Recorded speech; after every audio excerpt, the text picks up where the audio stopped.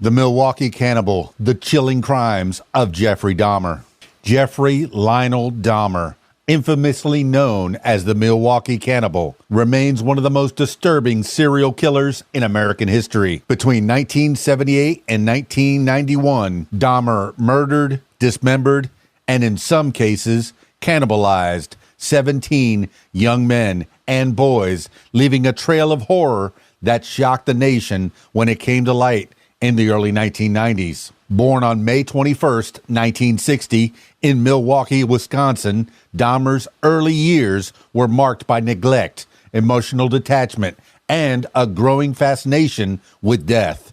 While there is debate over whether his childhood was abusive or simply distant, what's clear is that by his early teens, Dahmer had developed a morbid interest in animal carcasses and dissection. These early signs went largely unnoticed or unaddressed. Dahmer committed his first murder in 1978, just 3 weeks after graduating high school. His victim was Stephen Hicks, an 18-year-old hitchhiker. After luring Hicks to his home with the promise of drinks and companionship, Dahmer bludgeoned him with a dumbbell, later dismembering and disposing of the body. He would not kill again for nearly a decade. Dahmer's killing spree resumed in 1987, and from then on, the murders became increasingly frequent and gruesome. Operating primarily out of his Milwaukee apartment, he targeted young men, many of them Black, Asian, or Latino, whom he lured from bars, bus stops, or off the street. He promised money, drinks, or photos in exchange for company or posing. Once inside his apartment, Dahmer's method typically involved drugging his victims, then strangling them to death. But the crimes didn't end there. He would often perform post-mortem rituals, dismembering the corpses, preserving body parts such as skulls or genitals, and, in some instances, consuming human flesh. His apartment contained a horrifying collection of remains, including a human head in the refrigerator and a barrel of acid used to dissolve flesh. On July 22, 1991, Dahmer's crimes came to light when 32-year-old Tracy Edwards managed to escape his apartment and flag down police. When officers entered the apartment to investigate, they uncovered a scene straight from a nightmare.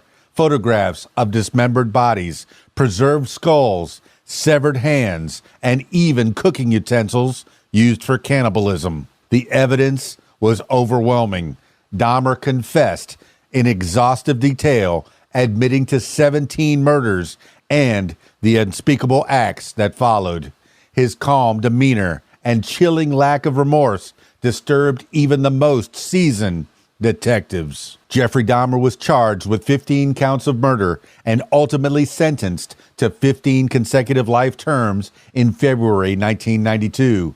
Though diagnosed with borderline personality disorder and schizotypal personality disorder, he was declared legally sane and competent to stand trial.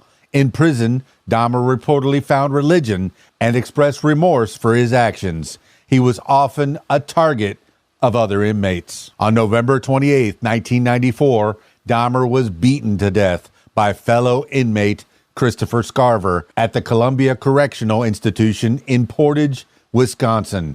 He was 34 years old. The story of Jeffrey Dahmer remains a chilling testament to the depths of human depravity and the dangers of missed warning signs. His case sparked widespread discussion on mental illness, systemic police failures, particularly the neglect of marginalized communities, and the sensationalism of serial killers in media. Perhaps one of the most haunting aspects of Dahmer's legacy is how long he operated unnoticed, despite numerous red flags, including a near escape by a 14-year-old victim who was returned to Dahmer by Milwaukee police. He remained free to kill for years. His story is not just one of monstrous acts, but of institutional oversights and missed opportunities that allowed evil to flourish.